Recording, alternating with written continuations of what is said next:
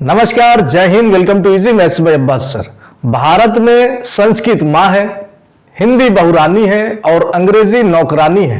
ये हम नहीं कह रहे भैया, ये डॉक्टर कामिल बुल्के का कथन है। डॉक्टर कामिल बुल्के, परीक्षा में ये कथन बहुत खूब आता है कि ये कथन किसने कहा, या फिर आता है कि डॉक्टर कामिल बुल्के ने कौन से कथन कहा है। तो ये चीज याद रखिएगा, भारत में संस्कृत माँ है, हिंदी बहुरानी है, अंग्रेजी नौकरानी है।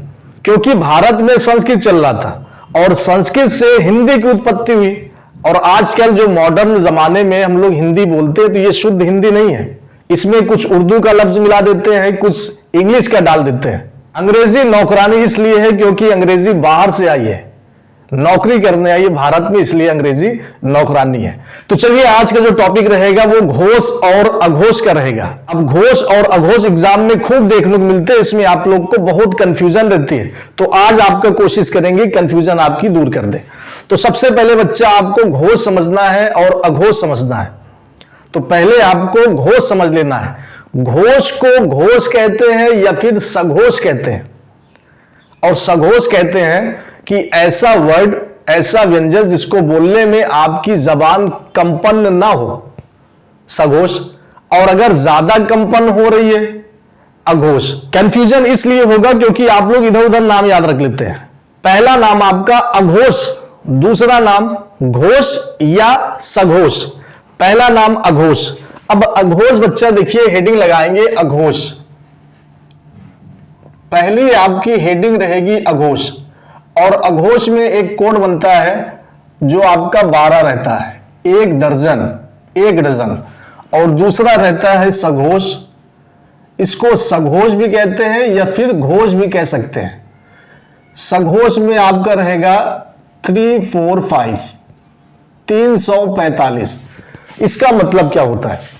जो का वाले वर्ग में, का वाली लाइन में, वर्ग का मतलब लाइन, जो का वाली लाइन में पहला और दूसरा वर्ड आ जाए, ये आपका अघोष कहलाएगा।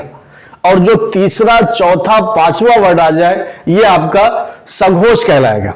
तो का वाली पंक्ति में देखिए, का में 2 आ रहा है क्योंकि पहला और दूसरा लेना है, का और खा। बस यही आपके 2 हो जाएंगे अघोष।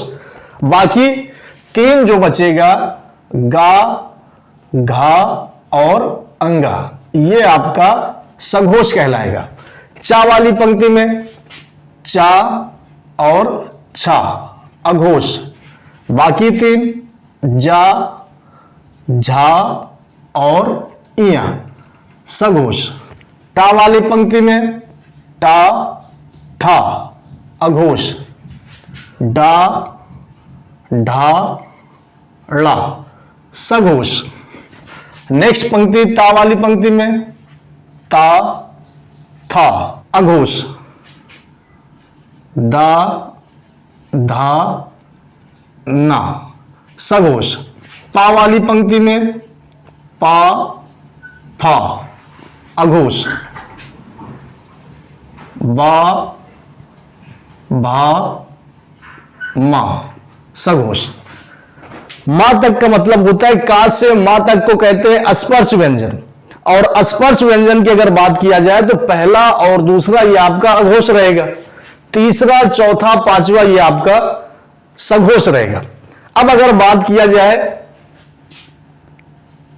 चीटी वाला सा, पेटचिरुआ सा और सादा सा, मूर्धन्य सा, तालव्य सा और दंत सा, ये तीनों का नाम है। मूर्धन्य सा, तालव्य सा और दंत सा। देखिए, तालव्य सा ये है, मूर्धन्य सा ये है, दंत सा ये है। ये तीनों आपका बच्चा अघोष में आते हैं, ये तीनों अघोष में आता है।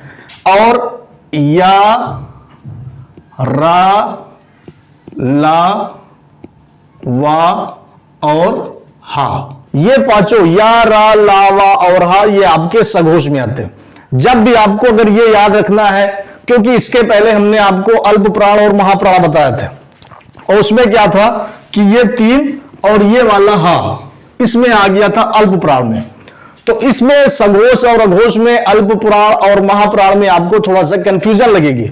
तो एक ट्रिक आप लोग याद रखिए, या रा का मतलब यार, यारा का मतलब यार, लावा लव, और हा से है। ये ट्रिक अगर आप लोग याद रखेंगे तो आप लोग को कोई कंफ्यूजन नहीं रहेगी।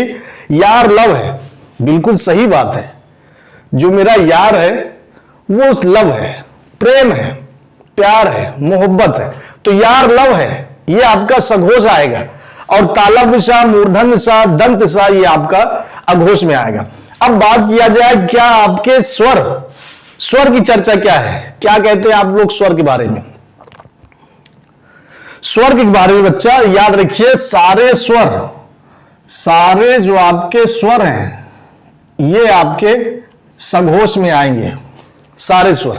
और स्वर होते कितने हैं, तो स्वर तो बच्चा आपके 11 होंगे।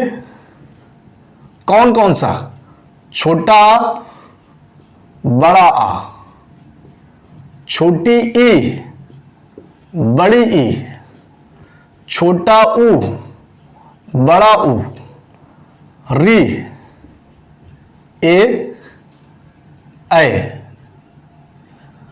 ओ और औ। 2 4 6 4 10 1 11।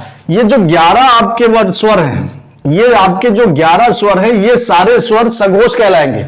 अब बात अगर आप लोग ये सोच रहे हैं कि सर अन और आहा, अनुस्वार और विसर्ग, तो पगला ये आपके स्वर नहीं है, ये तो आपके अयोग वाह है। स्टार्टिंग क्लास बताया गया था अन और आहा, अन को अनुस्वार, आहा को विसर्ग। अनुस्वार और विसर्ग आपके अयोग वाह है। अब उम्मीद करते हैं कि आपकी सारी कंफ्यूजन दूर हो गई होगी। अब अगर इसके बाद कभी भी एग्जाम में आ जाए कि अघोष स्वर कितने होते हैं, टोटल काउंट करके बताइए कि अघोष स्वर या अघोष व्यंजन कितने होते हैं, तो आपको पता है कि अघोष स्वर नहीं होते, लेकिन अघोष व्यंजन जरूर होते हैं। तो इसकी संख्या बच्चा 13 है, इसकी संख्या 13 है। ये आपको टिक लगा के आगे बढ़ जाना है। अब आपको प्रॉब्लम क्रिएट होगा सघोष में कि सघोष स्वर या व्यंजन के टोटल कितने हैं, तो आपको काउंट करने की जरूरत नहीं है। याद रखना है कि 20 आपके व्यंजन होते हैं, सघोष की बात कर रहा है, 20 व्यंजन होते हैं और 11 स्वर होते हैं। तो 20 और 11 को ऐड करके आपको बताना है कि 31 टोटल आपके सघोष संख्या है। 31 लगा के आगे बढ़ जाना है। तो ये वीडियो को आप लोग ध्यान से देखेंगे। चैनल को अगर सब्सक्राइब नहीं किए तो प्लीज चैनल को सब्सक्राइब कर लेंगे, एक लाइक करके जरूर जाएंगे, वीडियो को अपने साथियों तक शेयर करेंगे। जय हिंद, जय भारत।